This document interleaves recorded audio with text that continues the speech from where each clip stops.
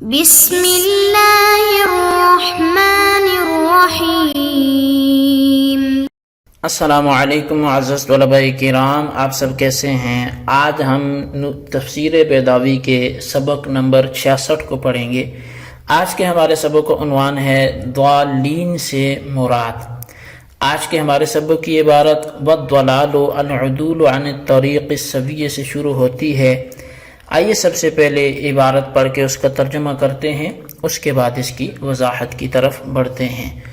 مصنف علیہ رحمہ لکھتے ہیں العدول والضلال العدول عن الطریق السوی عمدا او خطأ، اور ضلال راہ راست سے پھر جانا جان بوجھ کر یا غلطی سے۔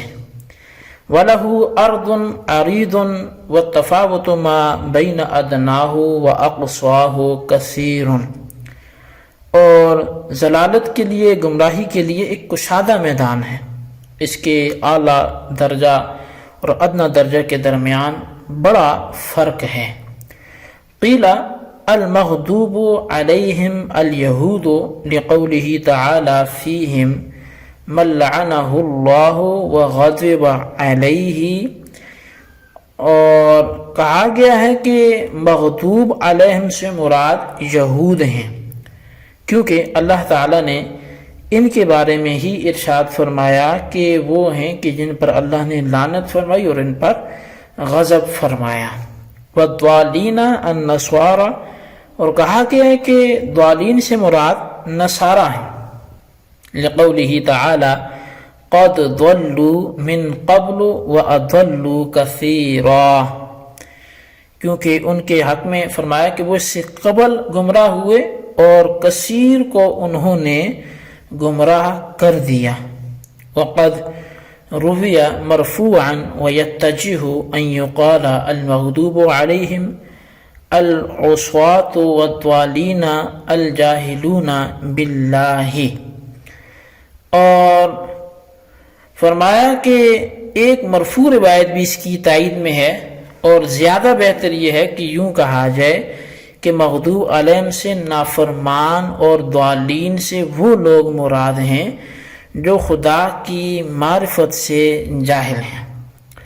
لأن المنعم علیہ من وفق للجمع بین معرفت الحق لذاتہ والخیر للعمل بہ، اس لیے کہ منعم علیہ وہ ہے جیسے حق کی لذات ہی اور خیر کی اس پر عمل کرنے کے لیے دونوں کی معرفت عطا کی گئی ہو۔ وَكَانَ الْمُقَابِلُ لَهُ مَنِ اخْتَلَّ إِحْدَى قُوَّتَيْهِ الْعَاقِلَةِ وَالْعَامِلَةِ، تو اب منعم علیہ کا مقابل وہ ہوگا جس کی دونوں قوتوں یعنی عاقلہ اور عاملہ میں سے کوئی ایک مختل ہو گئی ہو۔ والمخل بالعمل فاسق مغضوب علیہ، تو چنانچہ جس نے قوت عمل کو مختل کر دیا ہے وہ فاسق ہے، مغضوب علیہ ہے، اس پر غضب ہے۔ لقولہ تعالی فی القاتل عمدا وغضب اللہ علیہ، اس لیے کہ اللہ تعالیٰ نے عمدن قتل کرنے والے شخص کے بارے میں غضب اللہ علیہ فرمایا ہے کہ اللہ کا اس پر غضب ہو۔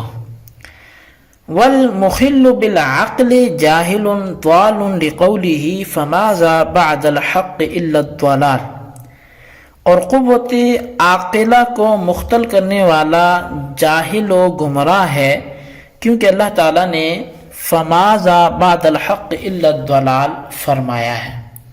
جی طلباء کرام، یہ تھی ہمارے آج کے سبق کی عبارت، اس کا ترجمہ۔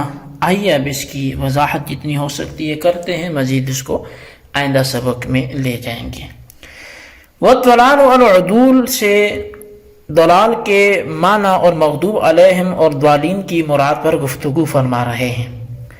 والضالین پر ضرور قرات معمولی بحث بھی ذکر کریں گے۔ چنانچہ فرماتے ہیں کہ ضلال نام ہے سیدھے راستے سے اعراض کرنے کا، اب یہ اعراض خواہ قصدن ہو یا غلطی سے ہو، اور ضلالت کا بہت ہی کشادہ میدان ہے، یعنی اس کے بہت سے درجات ہیں۔ سب سے ادنا درجہ وہ ترک اولا کا ہے اور سب سے اعلیٰ درجہ کفر باللہ کا ہے۔ اور پھر اس ادنا اور اعلیٰ کے درمیان بہت سے درجات ہیں جن کا شمار نہیں ہو سکتا۔ ضلالت پر بحث کرنے کے بعد قاضی صاحب نے وقیل المغضوب علیہم بحرف عطف فرمایا، جس سے یہ معلوم ہوتا ہے کہ مغضوب علیہم اور والضالین کے بارے میں سابقاً گفتگو ہو چکی ہے، حالانکہ بظاہر تو کوئی گفتگو نہیں ہوئی، ہاں البتہ ضمناً گفتگو ہوئی ہے، اور اسی ضمنی گفتگو پر اعتماد کرتے ہوئے اس کو معطوف علیہ اور قیل المغضوب علیہم کو معطوف بنا دیا ہے۔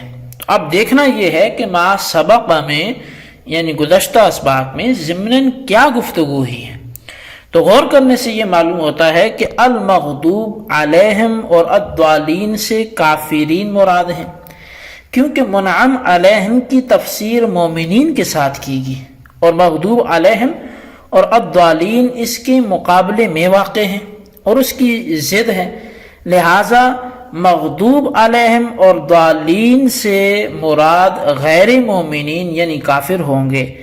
اگر کافرین مراد ہیں تو غضب اور ضلال کے ساتھ ان کے متصف ہونے میں کوئی شبہ نہیں ہوگا، اور اس کی قرآن کریم بھی شہادت دیتا ہے اور احادیث مبارکہ بھی اس پر دلالت کرتی ہیں، جیسے کہ حل انبئکم سے اللہ تبارک و تعالی نے اس کے بارے میں فرمایا، اور آخر میں من لعنہ اللہ وغضب علیہ ذکر کیا کہ اس آیت کے اندر اللہ تعالیٰ نے مومنین کو مخاطب کر کے فرمایا کہ کیا تم کو میں ان لوگوں کی خبر دوں جو اس سے زیادہ بدتر ہیں اللہ کے نزدیک ازرو جزا کے؟ وہ وہی لوگ ہیں جو ملعون بارگاہ ہیں اور جن پر اللہ تعالیٰ کا غضب نازل ہوا ہے۔ اور دوسری آیت کے اندر ارشاد ہے الذین کفروا وصدوا عن سبیل اللہ قد ضلوا ضلالا بعیدا۔ اب ان دونوں آیتوں سے کفار کا مغضوب اور ضالین ہونا ثابت ہوتا ہے، پہلی آیت سے مغضوب ہونا اور دوسری آیت سے ضال ہونا ثابت ہوتا ہے۔ خیر یہ تو ضمنی بحث تھی، اب جو کچھ مصنف ان دونوں کی مراد پر بالتصریح گفتگو کر رہے ہیں اس کو سنیے۔ مصنف اس بارے میں جمہور مفسرین کا قول نقل کر کے خود اپنا قول بھی نقل کر رہے ہیں، لیکن جس کو وہ اپنا قول کہہ رہے ہیں یہ ان کا قول نہیں ہے بلکہ امام رازی کی تفسیر کبیر سے ماخوذ ہے۔ جمہور مفسرین کہتے ہیں کہ مغضوب علیہم سے مراد یہود ہیں، کیونکہ اللہ تعالیٰ نے ان کے بارے میں فرمایا من لعنہ اللہ وغضب علیہ، اور ضالین سے مراد نصارہ ہیں کیونکہ اللہ تعالیٰ نے ان کے بارے میں فرمایا قد ضلوا من قبل واضلوا کثیرا۔ تو بہرحال ان دونوں آیتوں کے اندر دو فرقوں کو مغضوب اور ضال کہا گیا ہے، یہود کو مغضوب اور نصارہ کو ضال کہا گیا ہے۔ احادیث سے بھی یہی معلوم ہوتا ہے، نبی علیہ الصلوۃ والسلام نے فرمایا المغضوب علیہم الیہود والضالون النصارى، کہ جن پہ غضب ہوا وہ یہود ہیں اور جو ضالون ہیں وہ نصارہ ہیں۔ اور مسند احمد کی بھی روایت ہے کہ سأل رجل النبی فقال یا رسول اللہ من هؤلاء المغضوب علیہم فقال الیہود ومن هؤلاء الضالون فقال النصارى، کہ نبی علیہ الصلوۃ والسلام سے ایک شخص نے عرض کیا یا رسول اللہ یہ مغضوب علیہم کون ہیں؟ تو فرمایا یہود ہیں، اور یہ ضالون کون ہیں؟ تو فرمایا کہ وہ نصارہ ہیں۔ ان دونوں حدیثوں سے بھی جمہور مفسرین کی تائید ہوتی ہے۔ تو ازرو عقل بھی اگر دیکھا جائے تو یہود کا مغضوب علیہم اور نصارہ کا ضالون ہونا یہ قریب تر معلوم ہوتا ہے۔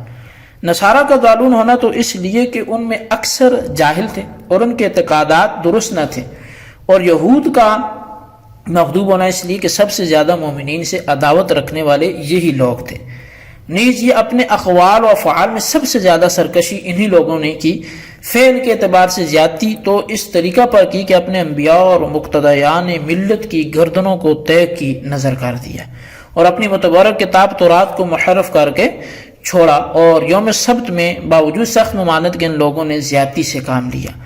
اور قول کے اعتبار سے ان کی سرکشی یہ تھی کہ انہوں نے خالق کی برگاہ میں گستاخی کی اور متکبرانہ انداز میں ان اللہ فقیر ونحن اغنیاء کہا، نیز انہی ملعونین نے ید اللہ مغلولہ جیسے کلمات استعمال کیے، اور اس کے علاوہ بھی بہت سے ان کے ایسے کارنامے ہیں جن سے استہزاء بالدین سمجھ میں آتا ہے، لہذا یہ انتقام کے مستحق ہیں، جس کی تعبیر غضب ہے۔